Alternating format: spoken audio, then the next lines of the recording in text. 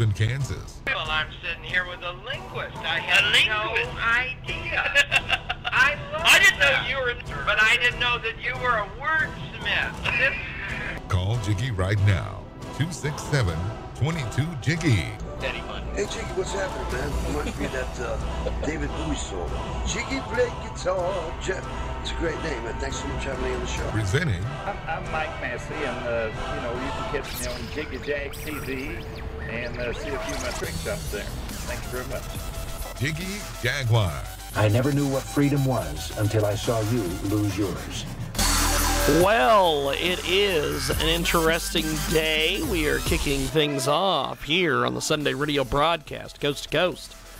Border to border, tune in, iTunes, and Radio Loyalty. Yes, indeed, it is the world famous Jiggy Jaguar radio broadcast. Special Memorial Day broadcast today here on The Mix. The Mix on Tuesdays. Lots of things happening, and we are going to get to Bill Salus here in just a few moments. We are going to get a hold of him, and we are also going to get a hold of J. Bird Wells. Yes, indeed, our good buddy J. Bird Wells and Mr. Bill Salus. So let's get a hold of Bill. He is going to join us here. And as soon as we get Bill on the line, we are going to connect with J. Bird Wells. It is, of course, the world-famous Jiggy Jaguar radio broadcast. Of course, it's the Memorial Day weekend edition. And let's get a hold of Jay. She is patiently waiting on the other line, I hope. And as we get in touch here with Jay, get a hold of us on The Mix. Find us on Twitter, THEMIXXX. And, of course, Bill Salus joins us on Skype audio. And, Bill, welcome to the broadcast, my friend. How are you? I'm doing good. Can you hear me okay? The sound quality may not be that good. Otherwise, we can do the phone. Nope, we got you, my friend. We can hear you loud and clear. Bill Salus with us today here on our broadcast. Now, Bill, talk to us a little bit about your background. Fill us in here on your background, my friend. Well, yes, I'm a Bible prophecy teacher, a media personality. I've written books dealing with Middle East geopolitical things like Iran's nuclear program. I have a book called Nuclear Showdown in Iran, dealing with the Arab-Israeli conflict, a book dealing with Psalm 83, the missing prophecy revealed. So my background is that, do a lot of radio and TV, teach at a lot of conferences and that sort of thing. Now, tell us about this latest book. It is very, very interesting. Tell us all about it, my friend.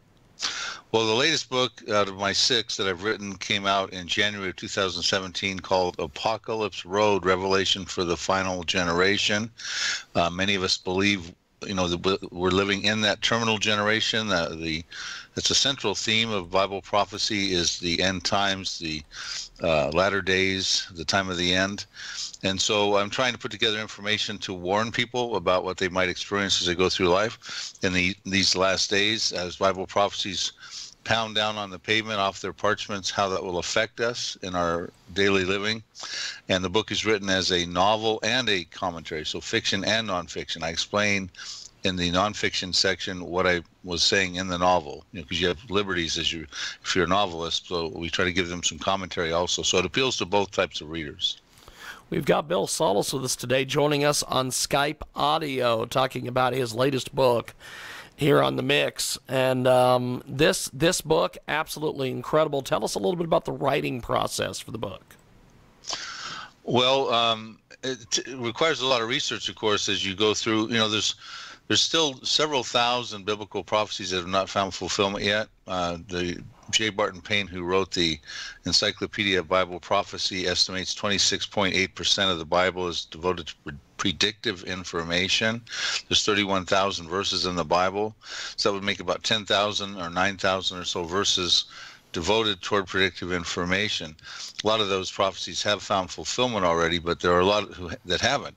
So therefore, as we research writing books in the end times, we've got to make sure that we try to sequence these in the most logical fashion as the details give us, and make sure they haven't already found fulfillment, and then try to put them in a way that the average person can understand this, because Bible prophecy is not just for the scholars, but it's for every man, woman, and child. So a lot of meticulous time has to go into research and then writing a novel. I'm not a novelist, so we hired a novelist, a very well-known novelist, to help me with the novel aspect of that book. We've got Bill Salus with us today. He joins us live here on a Memorial Day broadcast, here on The Mix, on the Sunday radio broadcast. And Bill, tell us a little bit about some of the reviews and some of the feedback you've gotten on the book so far. Well, the book is done real well. It hits a lot of controversial areas because it does deal with the harlot world religion, Mystery Babylon, the first jeopardy mankind experiences in the end times, when Satan is unrestrained to put together supernatural deception, lying signs and wonders. That's in 2 Thessalonians 2. And so I start out with talking about Mystery Babylon. And there's 5, and comes headquartered in a great city. And there are 5 candidate cities for that. That would be Jerusalem, New York City of America, Rome, which is the traditional most popular view, the one I take. There's a new one called Mecca. That's by Joel Richardson. He's a best-selling, New York Times best-selling author. He and I actually put a DVD together, a debate called The Identity of Mystery Babylon, Mecca or Rome, 3 hours of discussion. It's available at my website, prophecydepot.com.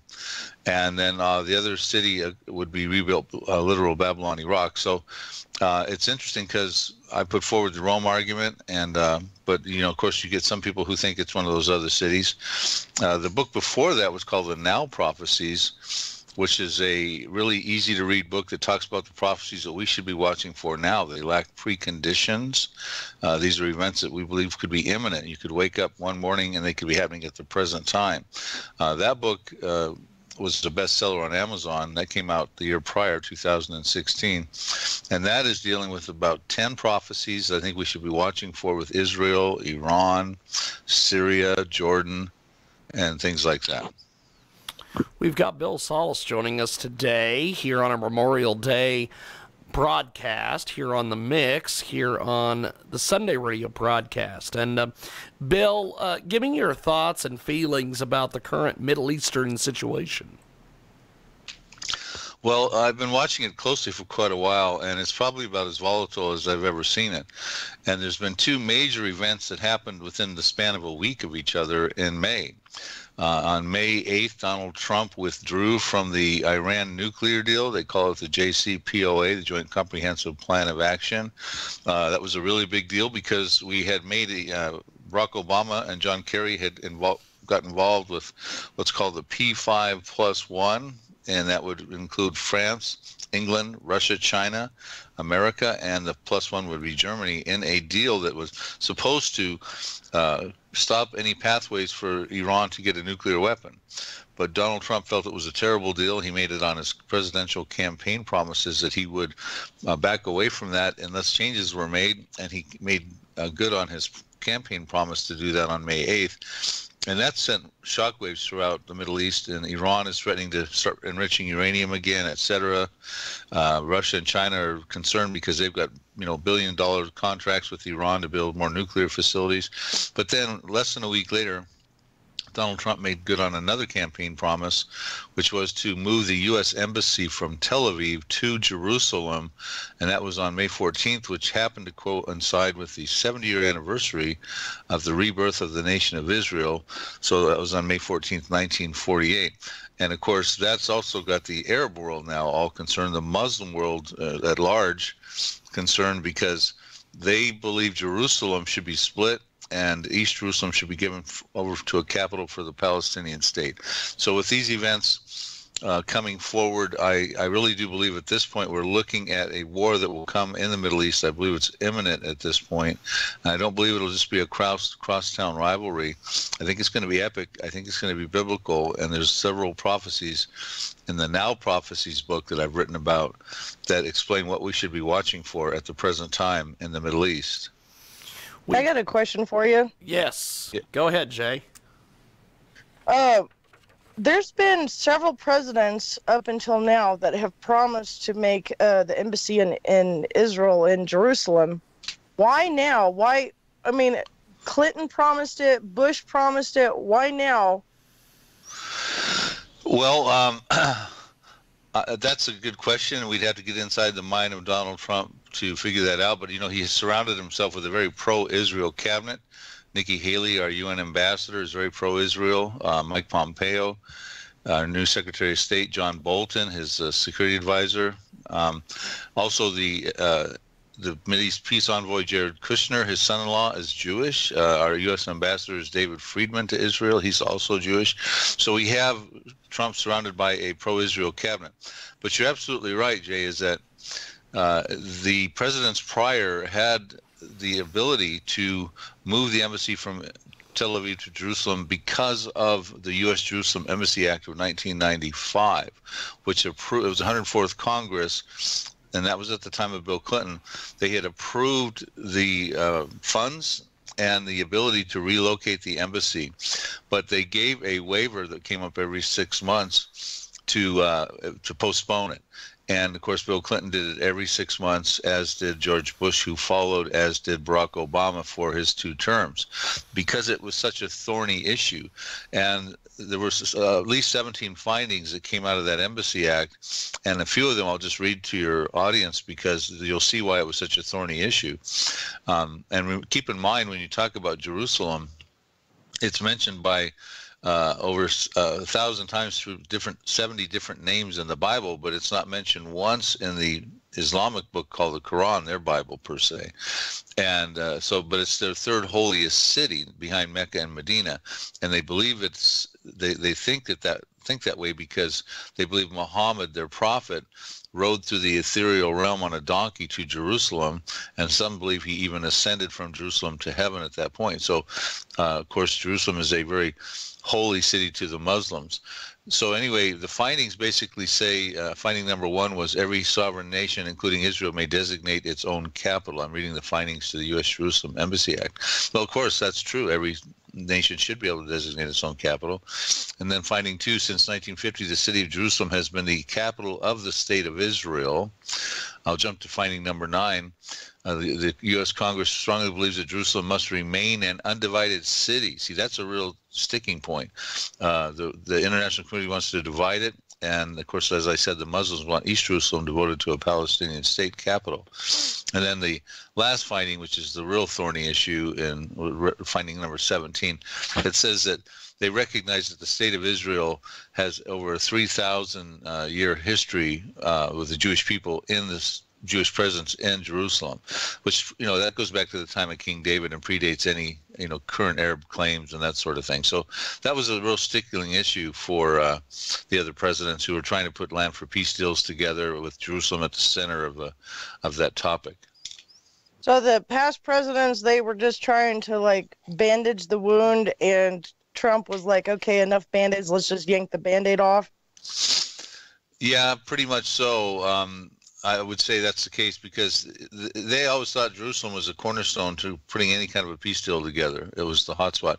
Now, there's a prophecy in Zechariah 12, verses 1 through 6, that said when the surrounding peoples would falsely and forcibly try to lay siege on Judah and Jerusalem, Judah would be the southern part of southern Judea, southern part of Israel, actually commonly called the West Bank at this point, which was ancient Samaria and Judah. Anyway, it says when they attempted to lay siege on it, it would be a cup of trembling or a cup of poison or dizziness for the Arabs around them, and it would be a burdensome stone to the international community that would try to meddle. So Jerusalem is in the subject of biblical prophecy, and that prophecy goes on to say that a war will come of it when at that time, in that day. and it won't be land for peace deals. And it will show the Israeli Defense Forces.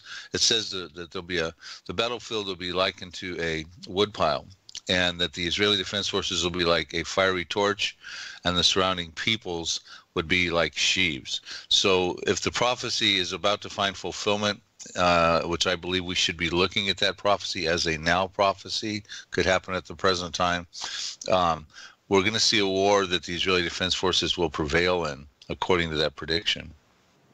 So what's this whole thing that the enemies of Israel has to do for Israel to clean house? Well, Israel is feeling very emboldened with this move with the embassy and the support of Donald Trump. I mean, I say it with tongue in cheek, but Prime Minister Benjamin Netanyahu of Israel and President Donald Trump have sort of a love fest going on. I mean, Donald Trump is one of the most popular presidents in Israel's history. Barack Obama was down in the single digits of popularity with the nation of Israel and the Jewish people. But they liked him enough to vote for him. And then he did show some anti-Israel stuff. Well, of course. And then with Trump, they didn't want Trump to be president. But then after he did all that he could for Israel, then they support him. It's like flip-flop with both Obama and Trump. Well, of course, you're talking about the Jewish contingency in America that voted. Obviously, Israelis are not voting for Trump or Obama, but no. Yeah, well, I'm talking in the nation of Israel at the end of the 8-year period with Obama. His popularity had dwindled down, to single digits. But you asked me a question about what's it going to take for Israel to clean house. Israel's ready to clean house. I mean, they've got the weapons they need. They've been striking into the nation of Syria during that revolution that was going on since 2011. They struck over 100 times in the last 5 years. And now they've been pinpointing their strikes on even Iranian targets over there, and Hezbollah missiles that are going. Iran's been sending missiles through Syria into Hezbollah's hands, who presently has about 150,000 missiles, many of them advanced, pointed at Israel. So we're looking at a very active situation, and Israel is, their existence is threatened, and they have a museum over in Israel called Yad Vashem, meaning never again, and it's a Holocaust museum. They remember the Holocaust, and they don't want another Holocaust, obviously. So they're prepared to fight a prison rules fight, and I believe that's what the predictions of the Bible are saying is going to happen in Psalm 83 and that Zechariah 12 I just read to you. I mean, in the Now Prophecies book, I show all the connecting prophecies that deal with Israel cleaning house, like you say. And not only that, but they actually, when they win the war, they will actually expand territorially. And this could all happen in the very near future. And they do that, and they have a history of doing that. When they win a war, they expand into territory. They do that because that land was given to their patriarch Abraham in Genesis 15:18, from the river of Egypt, the Nile, to the river Euphrates, which courses through Iraq and Syria. And Joshua did it 3,300 years ago. When they won the wars, they would expand. King David and King Solomon did it 3,000 years ago. Israel did it in 1967.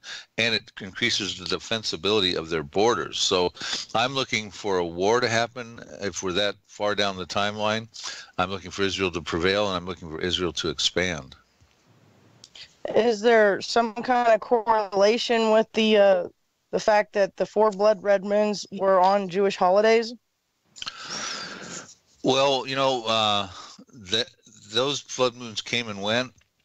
And they may have been sort of a sign in the heavens to be watching for epic events in the Middle East, but it's hard to really pinpoint that they really had any significance to what's going on in the Middle East at this point. I mean, I was on shows with Mark Biltz, who wrote the 4 Blood Red Moons book. I was on shows John Hagee, who also had a book on it. And so, I respect those guys and that sort of thing. But again, the blood moons have come and gone, and we have not seen any real significant events as a result of that yet. And when those blood moons prophecies came out with those guys, they did have their critics who said, that was sensationalism and not necessarily significant. So I'll leave that up to them to determine whether they feel that was significant or not. But again, it's come and it's gone. And what I was focusing on when I was on the shows with them were the prophecies I'm telling you about, not the signs in the heavens and things like that. So, Jiggy, you still there? Yes, I'm just listening. We've got Bill Salus with us today, and Jay Bird Wells joins us on our Sunday radio program. We are doing our Memorial Day edition today. And Bill, how do we pick up the book and get involved with you on social media and all these things? Well, all of my books, there's 6 of them, are available at our website, which is prophecydepot.com. Prophecy Depot, like HomeDepot.com, easy to remember. And when you go to our website, which is prophecydepot.com, you will see in the upper right corner we have our Twitter. Got over 14,000 followers there. Our Facebook. Maximize on our friends there. We try to get some more. We sneak one in every once in a while, but we can see our posts and everything on Facebook. Got a YouTube channel. You'll see all the social network buttons up there on the website, prophecydepot.com. Fantastic stuff. Well, Bill, this book is absolutely amazing. You've put a lot of work into it. You've put a lot of blood, sweat, and tears, as they say, into the book. What do you want readers to take away from your writing of this book? Well, it depends on which book they get. I would advise at this point the Nuclear Showdown in Iran book, revealing the ancient prophecy of Elam. That's in Jeremiah chapter 49, verses 34 through 39. Commentary done on that. Some of it is in the Now Prophecies book also. But I'm looking at a nuclear prophecy to find fulfillment in light of what has happened with Donald Trump's pulling away from the Iran deal on May 8th. And so I would say that they should probably get the Now Prophecies book as well as the Nuclear Showdown in Iran book. These are easy reading books. And unless they want to know more about the Antichrist and Mystery Babylon and that sort of thing and what happens regarding the rapture of the church, then that would be in the Apocalypse Road book. So they've got different options to choose from. We've got Bill Salus with us today. He joins us live here on our Memorial Day Sunday radio program. And these books are very timely. You're making a lot of great strides out there. Have you had various folks reach out to you about your books? Because you've put a lot of good information into these books. Well, yes. I mean, I travel quite a bit. I'll be going to Australia. I'm going to Canada this year. A lot of different states, speaking fairly frequently, doing a lot of radio and television. Be on Coast to Coast Radio on June 4th. Probably going to get back on the Sid Roth It's Supernatural TV show. I've been on those shows. I've been on Marcus and Joni with Daystar. I've been on TBN's Praise the Lord. On most every major Christian network. I've been on Fox News. So, yes, these books have drummed up quite a bit of interest. Well, Bill, but before we let you go here, my friend, once again, we appreciate you making time for us today. How do we find you online? Well, prophecydepot.com, and again, thanks so much for having me on your program. Prophecydepot.com, I've got all kinds of articles I've posted there. All my products are there. We have a news site where you can go there every day. We put on current events in the news that we believe have prophetic relevance. So you get into prophecydepot.com, and up on the top it says news. You click on that button. You can stay apprised with daily current events that are relevant. And so prophecydepot.com, it's all there. Well, thank you, my friend. I appreciate it. We're going to take a quick break, and Jay will be back here in a few moments. Bill Salus has been our guest, and we will take a break and be back with more here on the world-famous Jiggy Jaguar radio broadcast Sunday radio program, and rocking and rolling and getting it going, and back with more.